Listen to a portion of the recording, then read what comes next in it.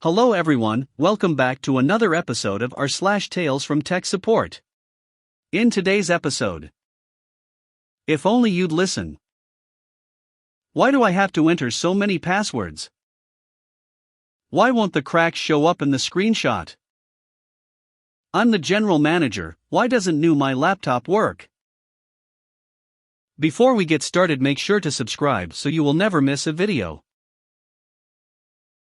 So let's get started. If only you'd listen. Warning, long. Ages ago I managed a tech support team at a rather large multinational corporation. Our team specifically supported data backup and recovery, and when you back up over 15 petabytes every 24 hours, and there were strict rules that only us or 3 specific directors could make any changes, we were busy. There were also very strict rules. Here are a few of them. No backup could ever have a retention over 35 days without the team doing it, buying the storage needed for the data, and buying the backup software license and managing it themselves. Restores were only to restore lost data to the original device or its replacement. Migration was a team that charged your P&L center. DBAs had to dump to flat files, and those were backed up as regular data. But DBAs could restore their own data. Strict. If someone broke the rules, fired. If we knew and didn't fix it, fired. So strict that if someone asked us to break the rules, we had to report them to audit. The lead-in. One morning I'm looking at data reports and something is really goofy. A DBA had restored data that was 5 months old. I dive into the system and there it is. We had a consistent name pattern for policies, schedules, etc. So, fake name, 5-week retention was the default. Someone had edited the local file by hand for 6-month retention, legit, because a few teams were paying for that. Some DBA had just gone fishing for a policy name and got lucky. I edited the file, locked it to require admin login, deleted the 2 old backups, and waited. Barely 3 hours later, a DBA manager logged in and changed it back. I sent logs to audit, and he was fired in 2 days, replaced by a guy I will call Bob. Side note, real hardcore nerds hit warning. We did weekly fulls and daily incrementals, so to get data that was 35 days old we kept 42 days of data. To get 6 months we'd keep 187 days.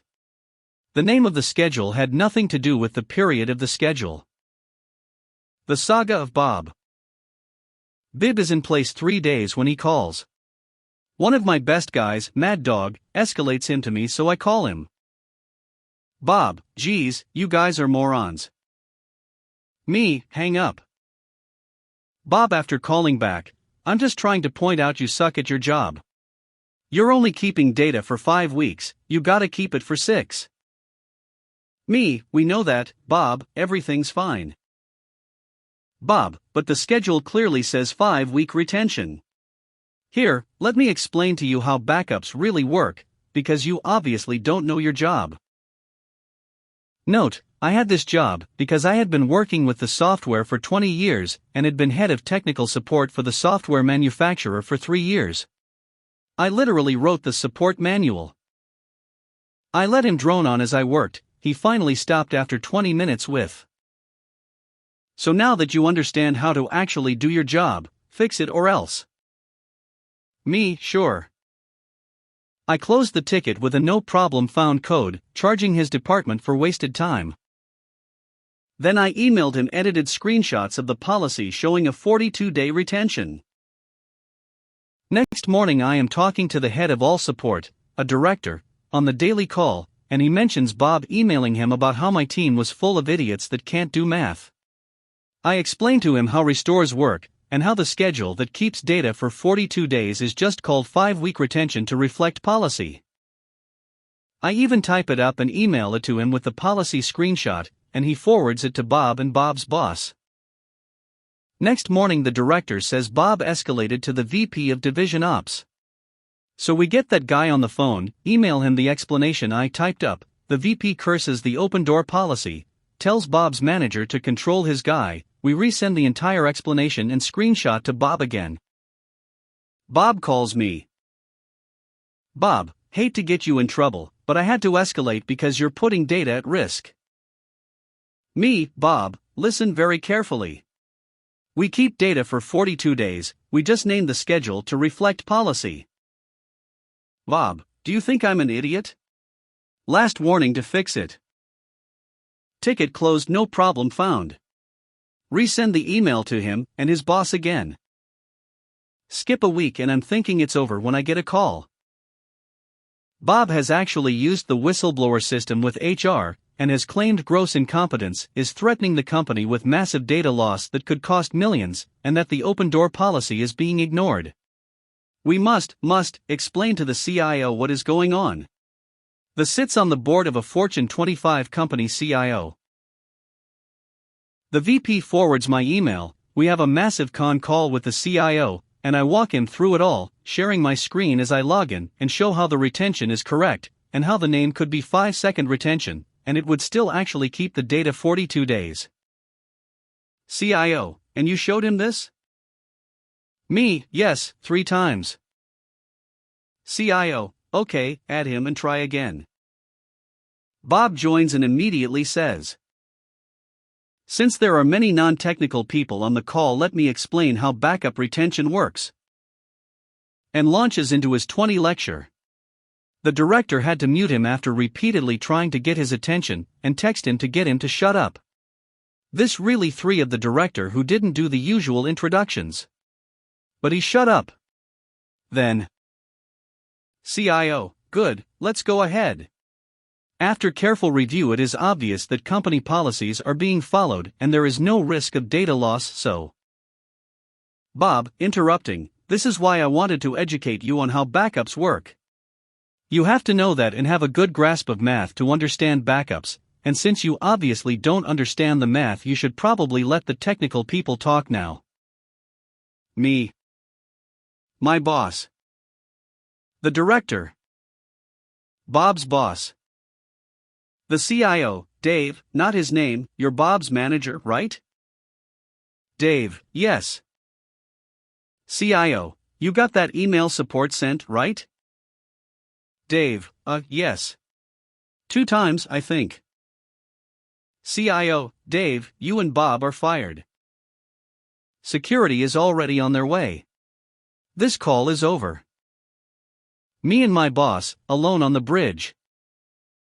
BWAHAHAHAHA.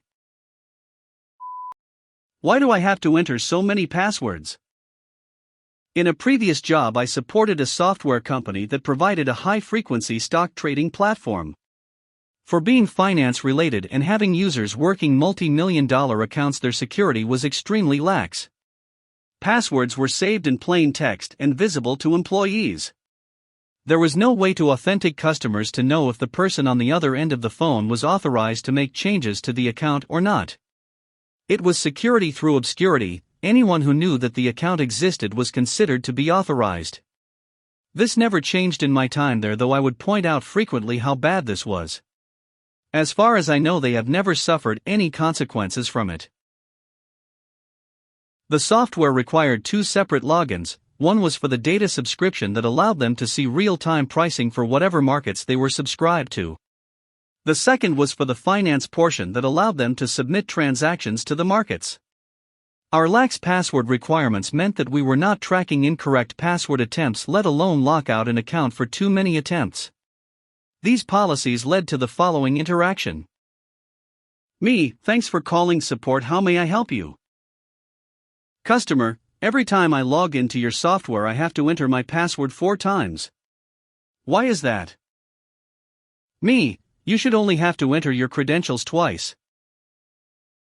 May I have permission to open a remote support session so we can figure out what is happening? The remote session is started and I can see that the customer is ready to log into their data service. They enter their credentials and it logs them in. The second login box appears, which is slightly different in size due to a small difference in labels for the login fields. This was not a design decision, just a result of different programmers being independently in charge of design the separate login sections. Me, now if you will. Customer, see now I have to enter my login credentials again. Customer proceeds to enter their data credentials into the transaction login. Me, sir, if you will just. The login box vanishes, fails to log in due to invalid credentials for transaction service, reappears with blank boxes. Customer, then I have to enter my password a third time. Customer enters their data credentials into the transaction login screen. It again fails to log in and reappears with a fresh transaction login screen. Me, yes, I see what is happening if you. Customer, now I can enter my second login credentials, and it will finally let me log all the way into the software. Customer enters their transaction credentials and successfully logs in. Why do I have to enter my first password so many times? Only then would they listen to me, and I was able to point out the slight differences between the two authentication screens and convince them that they only need to enter each set of credentials one time as long as they were entered into the correct screen. Why won't the cracks show up in the screenshot? I worked as a library assistant in my high school for extra credits. My library handles all problems with school-issued computers, and one of my main jobs was to go through the tickets, determine if the computer needed to go in for repair, and if the student needed a loaner. I am not super tech savvy, but through my experience, I have learned many of the common problems with our school computers and how to fix them. I have help from the librarian, who is like 60, but she still has a sense of humor and is good at seeing through people's BS. Most of the time, the people are nice and are willing to listen to me. There are always the stubborn ones, just like there are in most jobs. While I have many stories about this job, this one stood out. So I'm going through the tickets emailed to me as usual, and I get a report of a cracked screen from a kid we'll call Kevin. I went to go email him back, and it went something like this. Me, hey Kevin, I got your ticket for the cracked screen on your computer. Do you think you can drop it off sometime so the repair people can have a look? Kevin, no, I'm too busy and I don't have time to stop by the library. Me, if you can just come in during your passing period, or at the start of school, and Mrs. Librarian can write you a late pass if that's what you're worried about. Kevin, can't you just tell me how to fix it? Me, even if I could fix it, I don't even know how much your screen is cracked or how bad it is.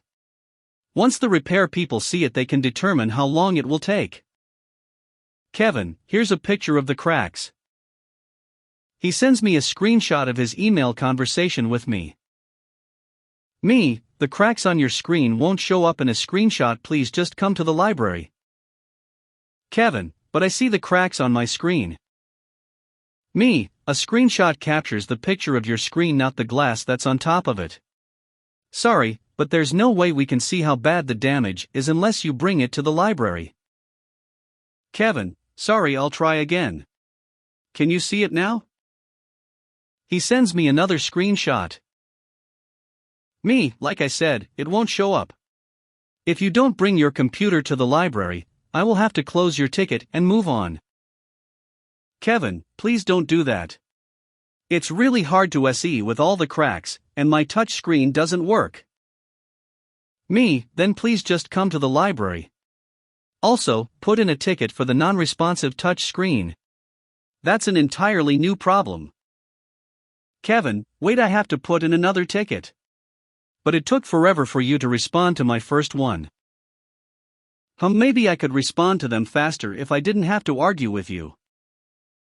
Me, I am the only one managing the tickets, so I'm sorry it took 2 days for me to get back to you. If you submit the second ticket, I will make sure they both get addressed at the same time. I'm just trying my best to still sound polite, as this guy is getting on my nerves and wasting my time. Kevin, okay, fine, I'll do that. Now where do I take this to get fixed? My eyes are about to roll back into my skull. It's not like I hadn't repeated myself like 5 times. Me, bring it to the library next passing period. Mrs. Librarian will get you a late pass to your next class. Kevin, okay, thanks.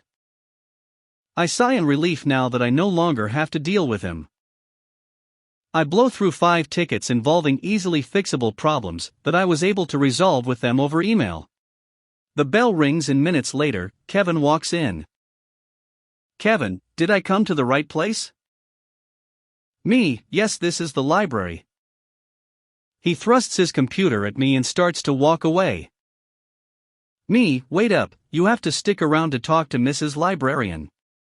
She was the one who determined the cause of the problem, and if it would be paid for by the student or the school.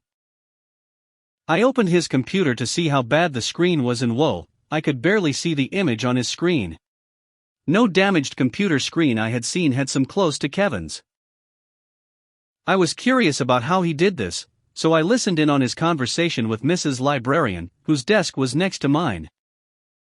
Mrs. Librarian, so what caused this damage?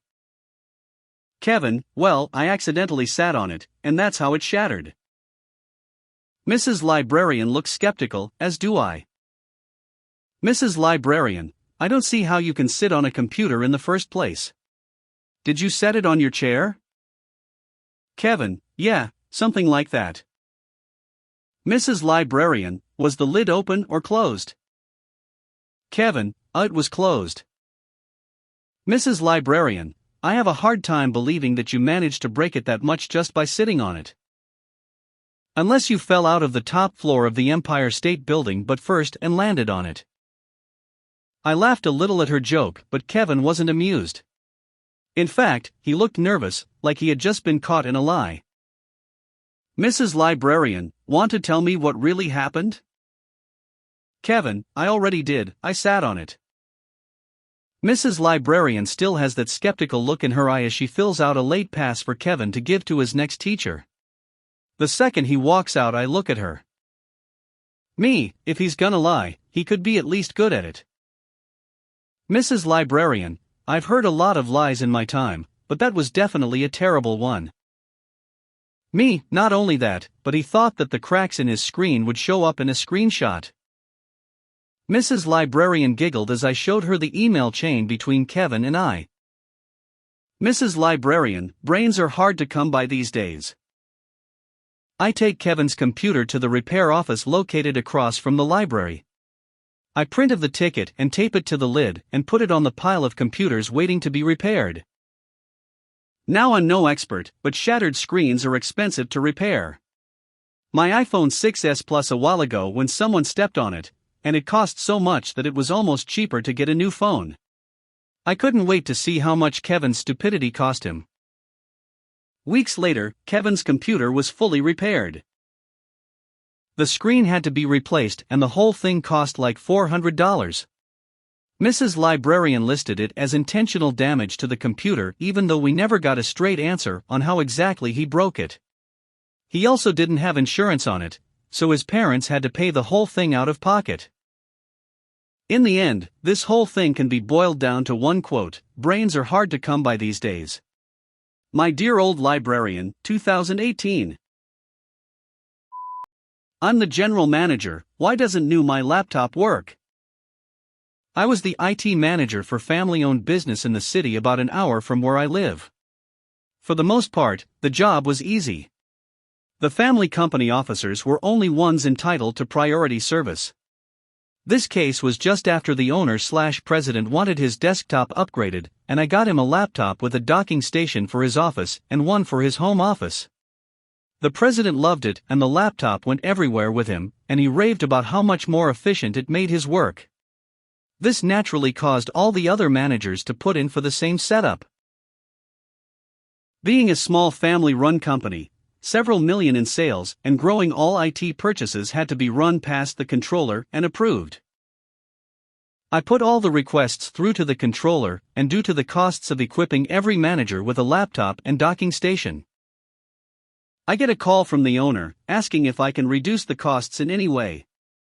I tell him that the managers can use the same laptop as him, without the docking stations, and they'd still be able to work. The only difference would be that they'd have to plug in the charger since they wouldn't have the docking station to automatically charge the laptop, and they'd have to plug in their own printers. The owner told me to order the laptops and deploy them as I had the time. Keeping all the sales terminals running was the priority. The general manager was a bit of D-bag, who acted like he was the only person that made the company operate. I had his laptop configured and took it over to him, and had him log in, and made sure that his email loaded, and he was able to access the network. He wondered how he was receiving email and accessing the network without having a cable plugged in, and explained it was that the laptop had a wireless card, and was accessing the network via Wi-Fi. The GM, having gotten the second laptop after the owner, took this as some sort of proof that he was so important. He acted like he knew everything that was going on in the company's 3 locations. He was pushing a lot of people's buttons and started trying to push me. Lesson number 1: never get nasty with the guy who controls the network. The following Monday I get a screaming phone call, demanding I do something because the stupid laptop wasn't working, and he had a manager's meeting with all the managers and owner. I decided that he needed a lesson, so I finished configuring 3 more laptops and packed them up to take them to the manager's meeting. I was the IT manager, so I had to be there to answer any IT-related questions or complaints. I was coming up the steps to the meeting room with the 3 laptops, and the owners came in right behind me, and so we all entered the meeting room at the same time. The owner liked announcing that 3 more managers were getting their laptops today, and I would soon be ordering and assigning 2 laptops for each sales group, 4-person teams, 2 inside sales with PCs and 2 outside sales who were getting the laptops. I was told to pass out the laptops and show the managers the new capabilities: wireless, connection to the network, and email wherever internet was available. That's when the general manager D-bag decided to get up and announce that these laptops were junk and didn't work after 24 hours. I looked at him and asked exactly what's wrong with it. He slid it across the huge conference table to me and I opened it, and it was dead, didn't even boot up. I asked one of the other managers for his power supply. I plugged the laptop into the power supply and it booted perfectly. When I pointed out to the D-bag that he didn't charge the battery, his response? "But it's wireless, why should I have to plug it in?" I was slightly stunned, but karma is my friend. The owner, who is almost totally computer illiterate, turns to D-bag and says, "Even I know you have to charge the battery of any portable device, phone, laptop, PDA." Yes, we still used PDAs, smartphones weren't a thing yet. The look on D-bag's face and the laughter in the room made D-bag shrink. 2 weeks later, he gave notice and announced he was moving on to where he will be appreciated. I feel sorry for the new company's IT department.